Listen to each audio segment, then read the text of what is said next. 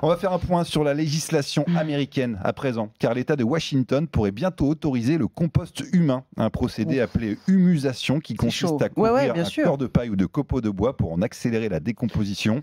Un corps permettrait de On appelle ça le Moyen-Âge aussi. Un corps permettrait de produire 1 mètre cube de compost. La famille du défunt pourrait le conserver pour, par exemple, planter un arbre. Alors, selon les partisans du compost humain, cette méthode émet moins de CO2 que la crémation. Elle nécessite moins de surface de terre que l'enterrement et ne pollue pas les nappes phréatiques. C'est vrai. La loi autorisant une telle pratique a été votée par l'organe législatif de l'État de Washington. Il ne manque plus que la signature du gouverneur qui est plutôt écolo. Ça pourrait donc vraiment se faire. Ce serait une première mondiale. Mais alors, les Français sont-ils prêts également? C'est la question que je me suis posée. J'ai donc appelé un spécialiste, une jardinerie d'Aix-en-Provence.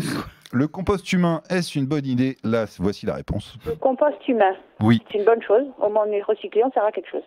Voilà, au moins on est recyclé, on sert à quelque chose. Madame a un sens pratique évident. Voilà, clair, net, précis. J'ai ensuite voulu aller un peu plus loin en posant une autre question. Écoutez, est-ce que vous auriez été prêt à utiliser ce compost? Bon, alors moi je suis là comptable. Je suis particulière, donc moi je vous dirais oui, mais mon employeur, je sais pas. Madame Gentilini, c'est un monsieur de RMC au téléphone. Il demande, aux États-Unis, à Washington, ils pensent utiliser le compost humain, c'est-à-dire nous. Est-ce que vous seriez prête à utiliser ce compost? Non, merci. Non, merci. Non, merci. Et là, c'est un avis plus professionnel, plus tranché. Voilà, ce n'est pas si évident. Pour ou contre le compost humain, le débat est lancé. Jean-Jacques, si tu nous écoutes.